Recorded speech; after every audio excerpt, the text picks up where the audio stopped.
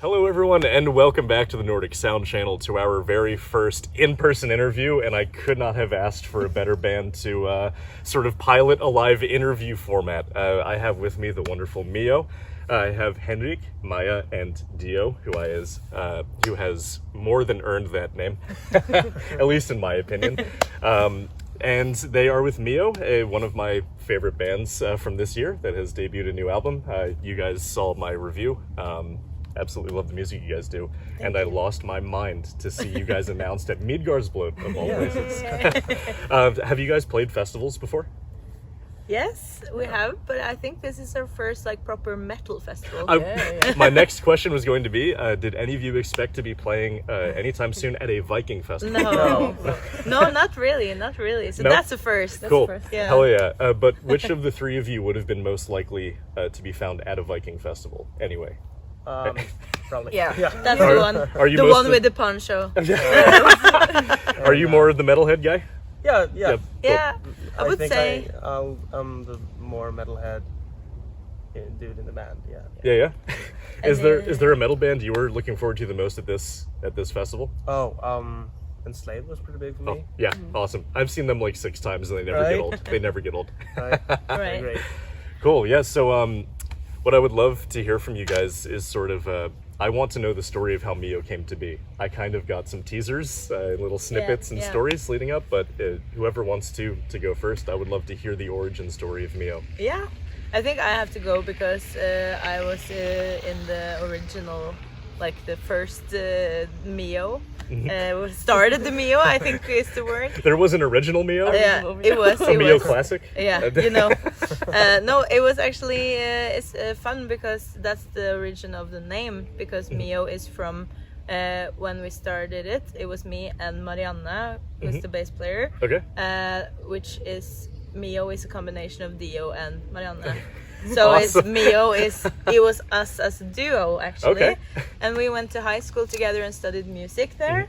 And then we found out after a couple of years doing different stuff, I tried playing in more like a punk band, and she did something else, and she missed doing music. And then we came back together and was like, okay, we have to go back to play together.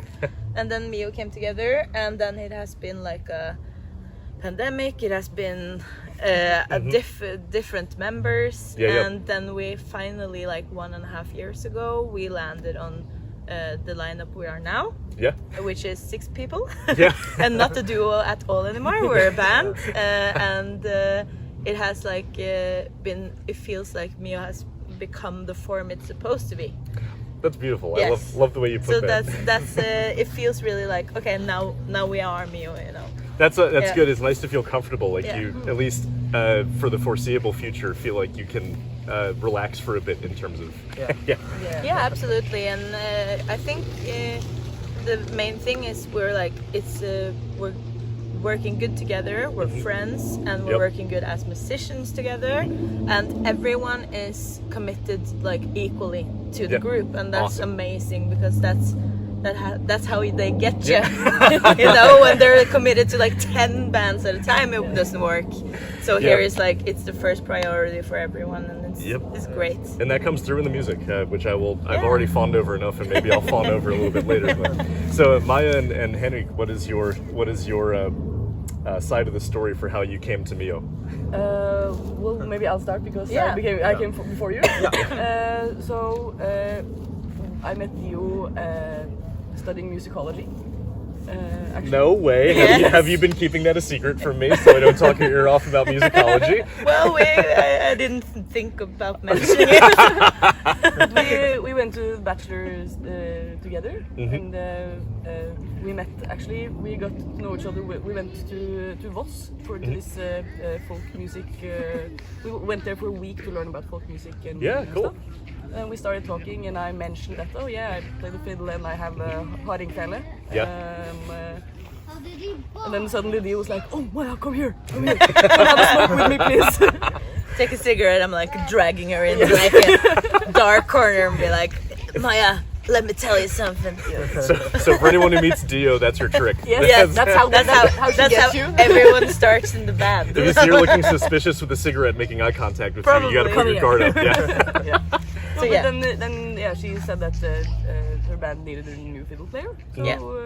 we did. then I was super I really wanted to do that. So then I started, and I've been in MIO since. Yeah, can I ask how you got into Hardingfele? It was actually because of that week at Voss where we Yes. like Oh, got to yeah, know yeah. each other, because I've played classical violin since I was like 3, like on and off, and then I got very inspired by that folk music course we did, and Yeah, that was really cool. and then I remember that because my grandfather made violins and cellos. Oh, yeah. And Cool. violas. So he made all of my violins, and then I remember that he tried to make a Hardingfele. Yeah. So I went up to my uncle and got that, and I was awesome. very lucky. I just got a free one. you get to play family instruments. Yes. That's really cool. very cool. Was there a musician at was there a Hardanger fiddle player at Voss Oh, in yeah, particular that several- inspired you? Well, there were several ones, but I think it was more just like it was not just the players themselves, but it was the whole like folk Awesome. vibe that Yeah, kind of cool. got to me, you know. Awesome. Cool. That's really Thanks for special. sharing. Yeah. Henrik, where do you come into the picture? So, Actually, I'm sorry, real quick. Let's actually say what instruments you guys play. I mean, yeah. fiddle, but Yeah. you are a particular. I called you a Swiss Army knife. Yes. That's a really good term for it. What I say is I play what's needed Yes. Awesome. Cool. and what's worked best with the sound and the band. Yeah. So how I got into it was I think that either you or Mariana posted we need a keyboard player in our like group, Facebook group. I saw it and I was like, yeah, maybe, but I'm not piano player. You know, and, yeah. And then I needed to buy some curriculum for the next yeah. and I saw Dio posted. She had the books I needed. It's so strange now to think about that. That's Right? how we met. And the funniest part is we didn't even meet. No, I put it in like the instrument storage room. Yeah. Right. And I just picked them up and I vipsed her, right? And then I mentioned like, yeah, so I was looking for a keyboard player. Could I maybe, try just for? I mean, I'm not a great player, but I know my way around. And I just have to comment here that Yeah. when he sent me this message, it was so humble that I was like, I was like a bit like also getting more uncertain because you were so humble. Yeah. You're like, I don't know if I can play, but I want to try. And I'm like, okay. Suspicious. And we were desperate. And the reason why we were actually looking for a keyboard player was more that we wanted to do that in the beginning, do more a piano vibe than a guitar vibe. But it has changed a lot since then. It was a lot more acoustic and a lot more down, mellow in a way. But now it's definitely gone like a rock direction after that, because right before Henrik came into this after we asked for a piano player, then we also asked for a guitarist. Yep. Because the person that played with us before did the switch between playing piano and guitar, so we were like, okay, maybe we should get one of each, because it's more difficult to find someone that does everything.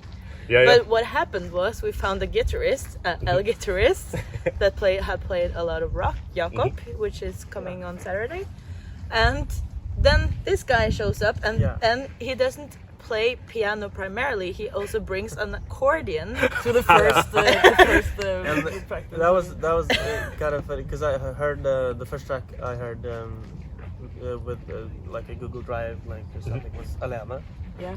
Oh yeah. Yeah, and I like looked over at my accordion and I was like, this is an accordion song. Yes. should I bring it?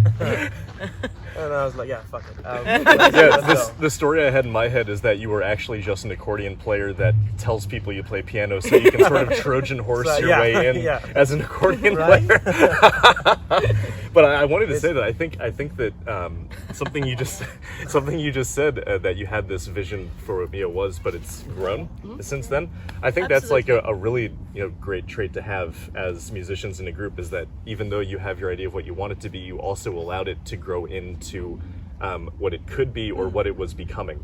Yes. A lot of people resist that, Yes. and I feel like that's sometimes where a lot of musicians or bands can get a little tense. And when relations in a band are tense, then the music becomes tense, and everything Yes. ripples outwards. Absolutely. So that openness to change and Yeah. growth and evolution, I think, is like a really good quality to have as a group. Thank you. And I love that. I also Yeah. think Yeah. that's important. I think Very that's, important. as you say, it's like, I think that's how a lot of bands split up. Yeah. Yep. Because Yeah. you're not open to new ideas, and you're getting like too much in your head sometimes. I Yeah. think Mhm. that's like a tendency I think a lot of musicians have. Yes. Mhm. Yeah. And I think then when it was new people and new ideas, and it's important to try to be open-minded at least. So we have this rule, actually, that I can tell. We have a rule, a really, really like an open-minded rule about when we're rehearsing and we're starting with new material and stuff. We don't say no, we try everything. Awesome. So we try everything, every stupid idea, and then we can say after that we'll have like a vote. Like, what do you think? What do you think? Did it work? What was best? Maybe we try something in the between, or so. I think that We always works try. really well. Yeah. And our drummer, Eilif, he also has a really funny way of saying it, because he has like many ideas all the time. And then he also always says he has like a company with like bad ideas incorporated. Yeah. It's like, idea from bad ideas company over here. And then he comes with an idea. Sometimes it's not a good idea, sometimes it's a great idea. So Yeah, definitely. you never know. It's like 50-50, maybe 80-20 sometimes.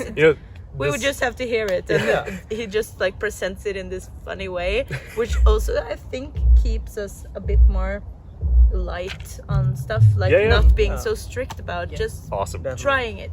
Yeah.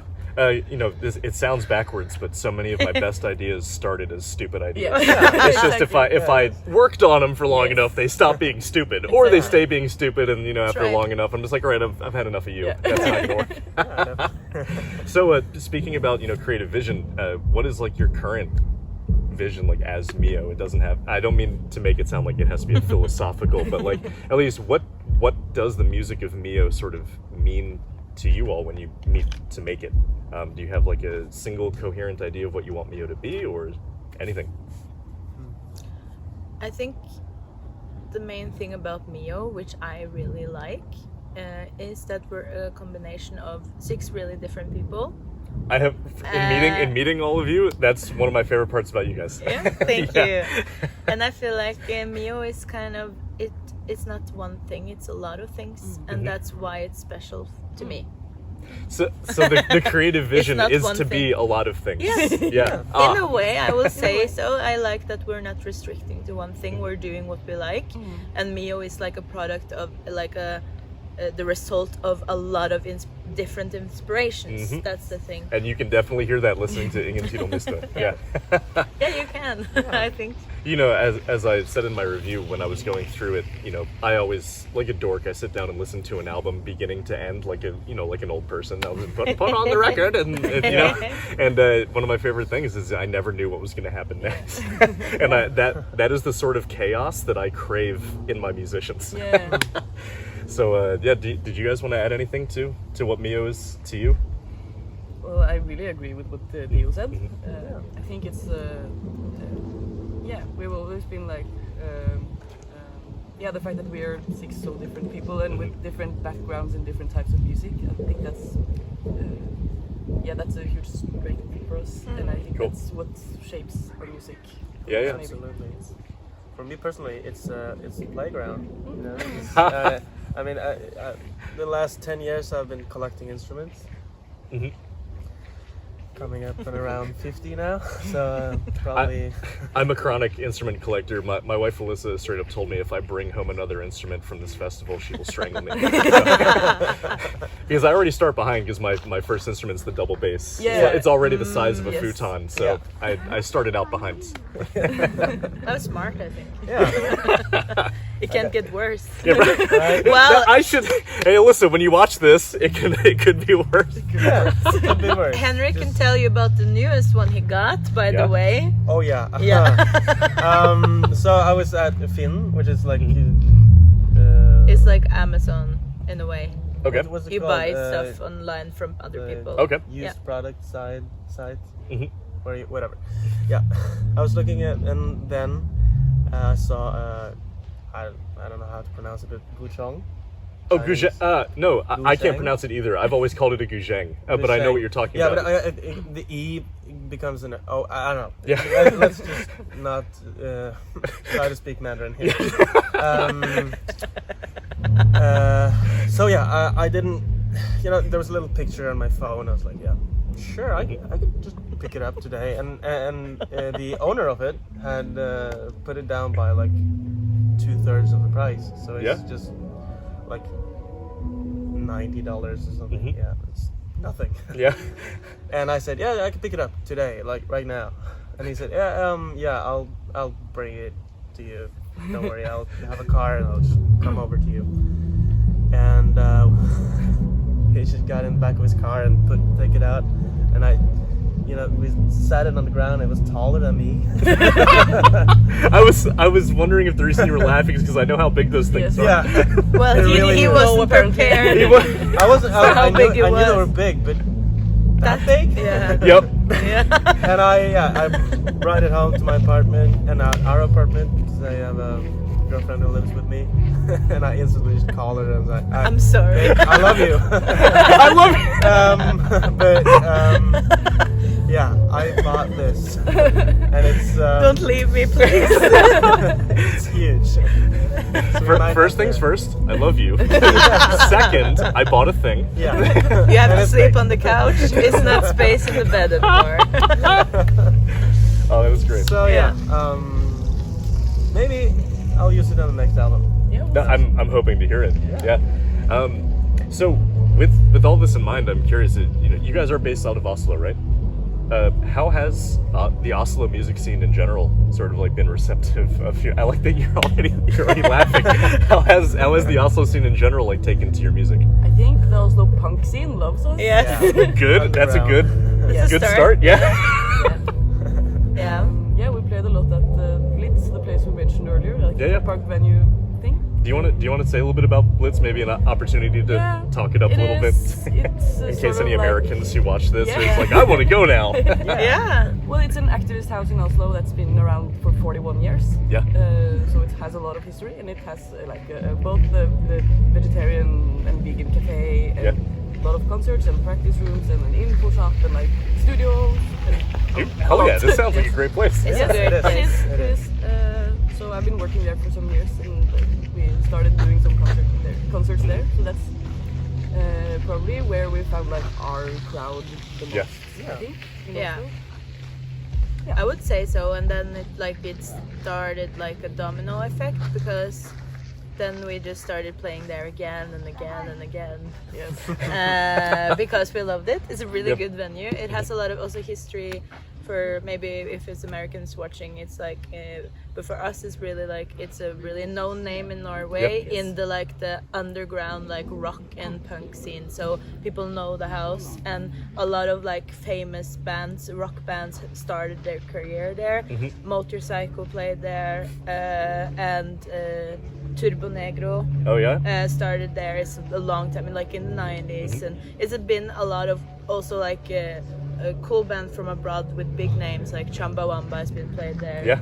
It's like it's a really like known name. Like this, Yeah. it's a really like the venue itself is pretty famous for a specific part of the music in Norway. It's all DIY, so it's Cool. Yes. Hell yeah. Yes. No, so I mean, is there a but? Right? Because when I asked how is Oslo taken to Yeah. you, you started chuckling as if there was going to be a but. I think so. Yeah. If you don't want to talk, you don't have to Well, talk. no, I think so, but it's just I feel like we're embracing it. Yep. Because I feel like Blitz is and the punk scene has taken us a lot into the warmth. Mm-hmm. Yeah. It has hit a nerve in a way, Yeah. in a really good way. I love it, but everywhere else we're kind of like, I feel like we're falling. Do you say that in English? Falling in between chairs, like you. Oh, yes, that is. I don't, just because I'm sleep deprived, I can't think of it. But I know what you're talking about. Is I'll just say quickly, like maybe spread too thin, at least stylistically. If I've always wondered that is if you do have too many different elements, which to me is a beautiful thing, it can be hard to put you into a Boxes. category or a box. And but Yes. you know who loves boxes is promoters Right. and bookers, That's right? That's So- exactly what I'm talking Okay, about. Yeah. awesome. Yeah. So it's like I feel like people don't understand us sometimes, at least when they haven't seen us live, because I feel like we're a really strong live band. So we usually win people over after that. Yep. But we have to get the chance first. Yes, and that's why I think Midgardsblot is such a great place for you guys to be trying to do this, because I don't know if you saw Kampfar's set the very first night. Yes. But Dolk gave this really heartfelt, story about Yes. how, he grew up on the other side of the fjord over there, Yeah. but summers he would work here. Yeah. And when this used to just be a campground, and all the campers and the tourists would laugh at him and his friends and make fun of Right, them because right. they'd be the black metal makeup Yeah. and, Yeah. kind of dressed up like this, Yeah. And he would have to put up with that growing up, and now he comes back and it was black a metal that festival. built up. But, because it was...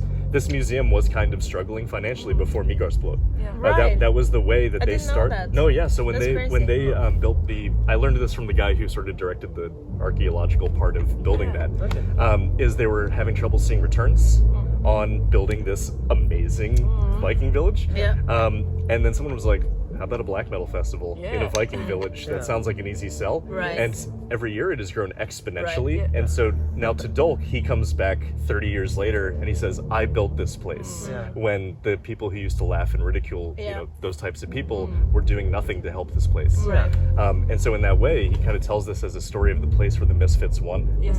And so I think that's kind of the energy that even the people who attend come to Midgardsblot Yeah. for, is they, all the misfits get together. Absolutely. And we just want to, for the most part, you always have your shitty people, but for the most part, we all want to build each other up and sort of bond as Absolutely. misfits. And Yeah.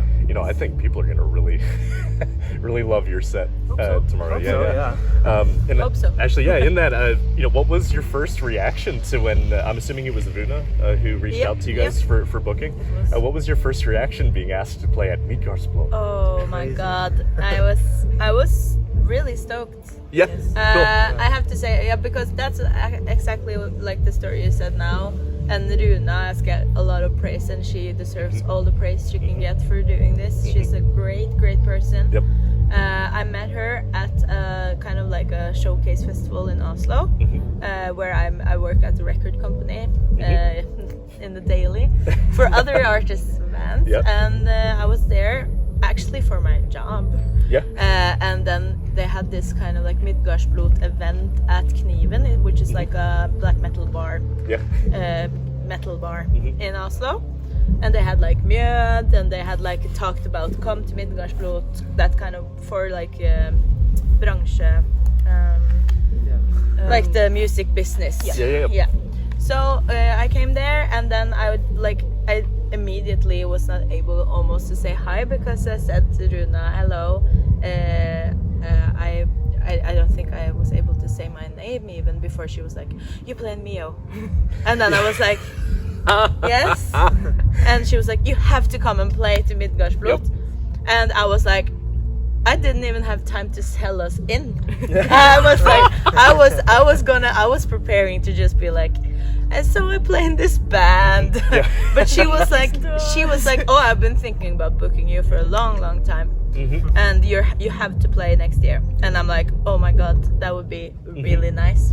Yeah, and I think one of the So that's the story. awesome is I think one of the things that really helps Midgardsblot be a unique place is Runa, Silja, and Vicky.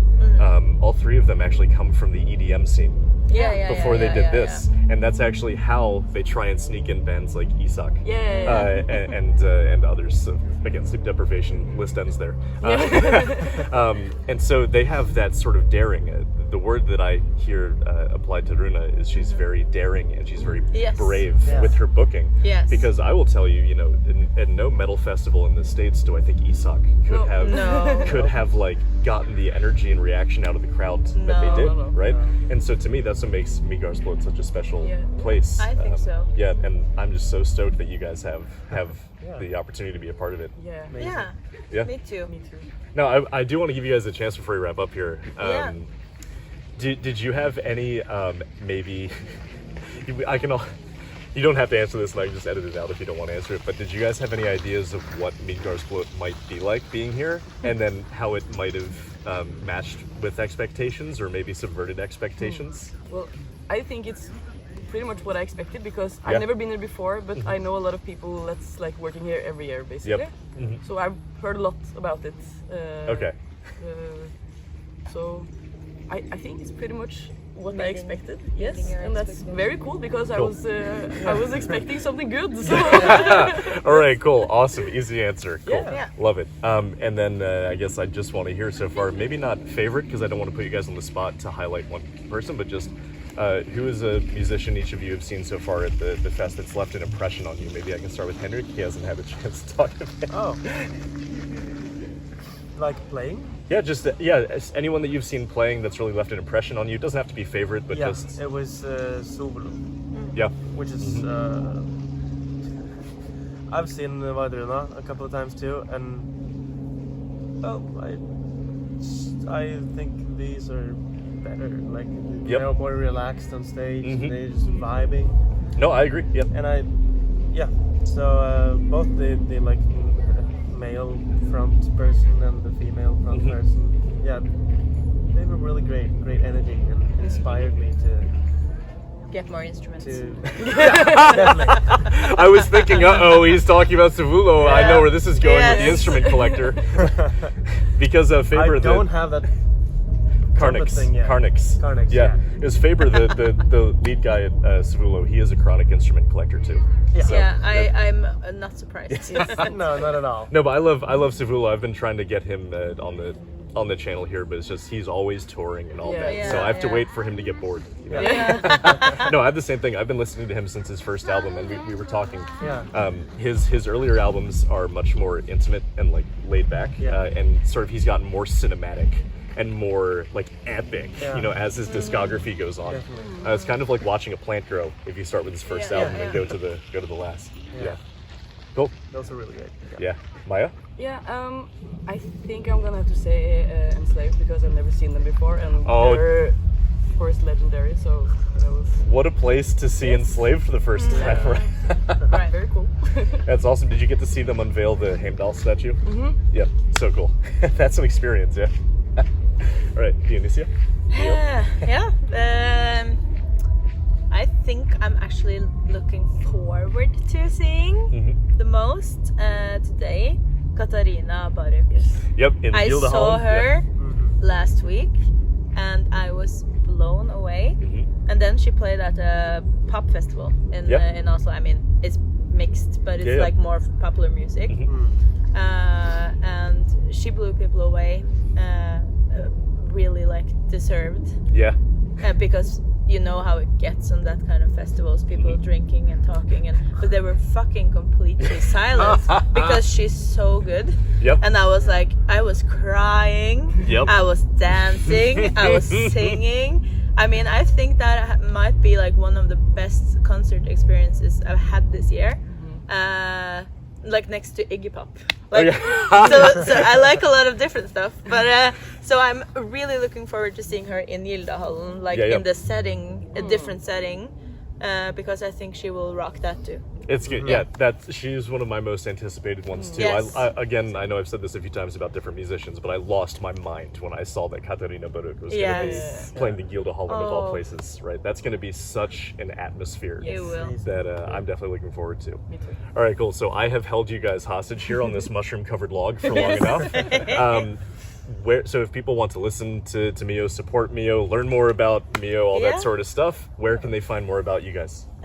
We have a website, and we also have a Bandcamp. So if it's some nerds out there that wants to buy our vinyl, they can do You that. have a vinyl for Yes. okay, well, you're talking to the vinyl nerd. I know, So, and okay. I was gonna surprise you with the vinyl, but I forgot to bring it from a tent. So you're Oh, it's gonna get okay. it. That We is can so- film it afterwards. Oh You can my God, see that like is so- revealing from the tent. Yeah. So Oh, I have and- a vinyl for you. And also, we happen to be neighbors at the campsite. Yeah.